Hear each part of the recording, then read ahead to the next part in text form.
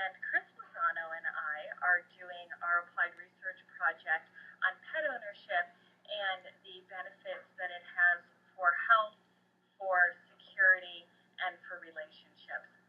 Since the earliest of recorded time, there has been evidence of animals coexisting with humans. What began as a utilitarian relationship where animals were providers of food, clothing, hard labor, and transportation has become a familial relationship where animals now as pets provide companionship, relationship, comfort, and protection. Animals are increasingly being used in service to humans rather than as providers for humans. So we found in our literature review that there are significant benefits to pet ownership in regards to human health and well-being, feelings of security, and meeting of needs for relationships. Our personal interest in the study as pet owners is as follows. Chris has a black lab boxer mix and has had dogs since childhood, and they have always been a part of her family. And then I currently have three dogs. Bailey is one of them. And I've had a variety of pets my entire life, everything from fish to horses, cats, dogs, you name it. As a child, my pets were my companions and my confidants, and now as an adult, they are the furry, messy parts of the family. Um, the main objective of our study was to determine the correlation of health, security, and relationship to pet ownership. Our constructs were selected based on both literature review and our experience with pets. As part of the literature review, we found that there were three primary benefits of pet ownership. The health benefits, that pet ownership is correlated with increased exercise and lowered blood pressure has long been established. The security benefits, we found one study that found that dog owners experienced a significant reduction in their fear of being the victims of crime following the acquisition of a dog. And then for the relational benefits, correlational evidence supports the idea that pets can serve as a supportive role to those facing significant stressors, providing positive psychological and physical benefits to their owner. And now I'm going to hand things off to Chris to discuss our methodology.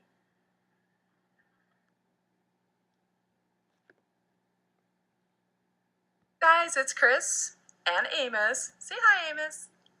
Yeah, he's not interested in being on camera at all. So we decided to construct our survey on SurveyMonkey, and we had 22 questions. We had one opt-in question that was whether or not people had pets, because we only wanted to survey people who had pets. That is a happy tail right there. He's not sure what he's happy about. We only wanted to survey people who actually owned pets. It might have been interesting to look at data, between pet owners and not, but we didn't for the purposes of this study. So, of the 22 questions that we originally came up with, one was the opt-out question, and then 15 questions were based on the constructs. There were 5 for each of the 3 constructs: health, safety, and relationships. And then we had 6 demographic questions. And originally, we had questions like gender, ethnicity, education, how many pets you had, and what type of pets, things like that. We did end up having to recode our questions related to education level. That one was recoded because what we found was we didn't have enough of some of the higher level questionnaires or respondents that were actually like the Juris Doctorate or like professional level. So we lumped those in with the, you just making the rounds. We lumped those in with the, sorry, I'm getting distracted by him. So lumped them in with the master's degree. And then we also had a bunch of different categories for ethnicity, and we ended up just going with Caucasian and minority, non-Caucasian. So that was that. So that's pretty much the construction of our survey and how we disseminated it. So here you go, Linda.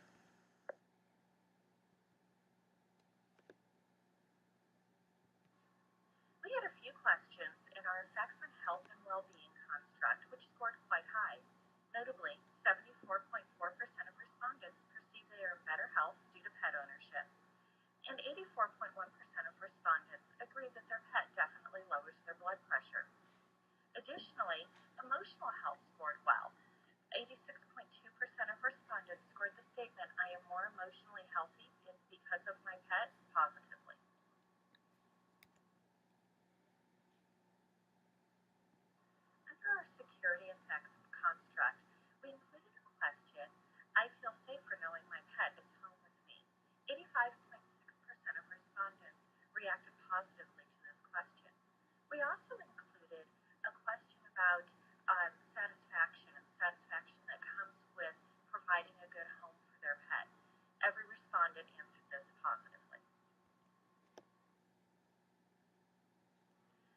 love their pets was made obvious in the results of our relationships construct question. Every respondent taking the survey answered positively to the prompt, I love my pet. Additionally, 95.9% of survey takers indicated feeling a deep bond with their pet, and 94.9% of survey takers indicated that their pet is a source of comfort to them. Okay, so we're going to talk about the demographics that we found. We found that 89.7% of our respondents were female and 81% were Caucasian. So we weren't really sure if that represented kind of the two of us as researchers, because we did contact our friends and friends and family on Facebook. So it might be that it resembled who we are. The other thing is we looked at education, and 16.1% were high school graduate, and 83.9% had some form of higher education, either some college, university graduates, or postgrad. And so we had a pretty educated group, and then we looked at what type of animals or pets that they had, and also the number of pets that they had. This is where it kind of got interesting. 50.5% had dogs only, but only 16% of people had cats only. But then a full 84% owned dogs, like a combination of dogs together with other pets. So the predominance was that most people had dogs. I thought that was kind of interesting.